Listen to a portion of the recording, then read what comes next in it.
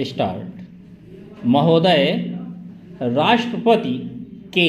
अभिभाषण में राष्ट्र की दशा का जो भी चित्रण किया गया है उसे देखकर भविष्य के बारे में जनता के मन में अच्छे जीवन की आशा उत्पन्न होना कठिन है। अभिभाषण में अधिक बल शासन ने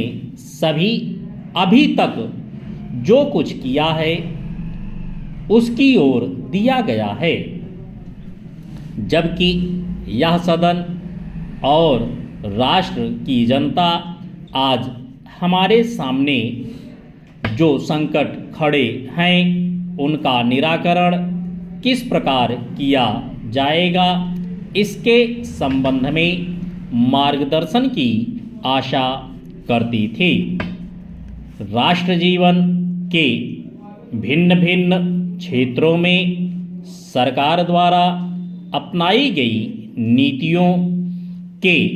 जो परिणाम हुए हैं वे हमारे सामने हैं और मुझे यह देखकर बड़ा दुख हुआ है कि राष्ट्रपति महोदय के अभिभाषण में राष्ट्र की सुरक्षा के लिए, एकता के लिए जो नए नए संकट खड़े हो रहे हैं उनका कोई उल्लेख नहीं किया गया है। कुछ ही दिन हुए हमारे रक्षा मंत्री ने एक भाषण में कहा था कि भारत 100% सुरक्षित नहीं है। किसी देश का रक्षा मंत्री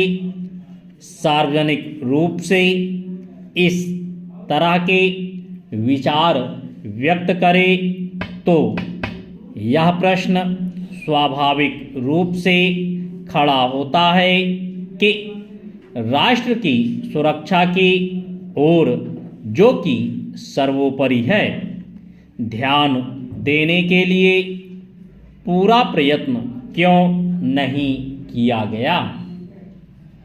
सभी जानते हैं कि सुरक्षा के लिए जो भी संकट है वह हमारे पड़ोसी से है और वह पड़ोसी आणविक शस्त्रों की मांग कर रहा है। वे शस्त्र किसके विरुद्ध काम में लाए जाएंगे, इसके संबंध में किसी को संदेह नहीं है, किंतु प्रश्न है क्या हमारा सैनिक बल, हमारा साज सामान किसी भी आक्रमण का सफलतापूर्वक सामना करने में समर्थ है। मैं यह स्वीकार करता हूं कि किसी बड़े युद्ध की आशंका नहीं है, किंतु पाकिस्तान के नेता अपनी जनता का ध्यान वहां की गिरती हुई आर्थिक स्थिति से दूर करने के लिए किसी भी समय कश्मीर के प्रश्न पर अंतर्राष्ट्रीय सैनिक हस्तक्षेप को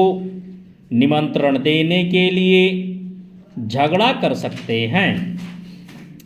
और कोई भी परिस्थिति उत्पन्न हो, देश की जनता इस सरकार से यह आश्वासन चाहती है कि जहां तक पाकिस्तान के आक्रमण का प्रश्न है, भारत 100% सुरक्षित है। इस संबंध में सरकार को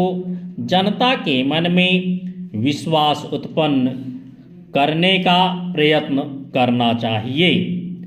जहां तक कश्मीर का प्रश्न है, सरकार किसी भी अन्य विदेशी शक्ति से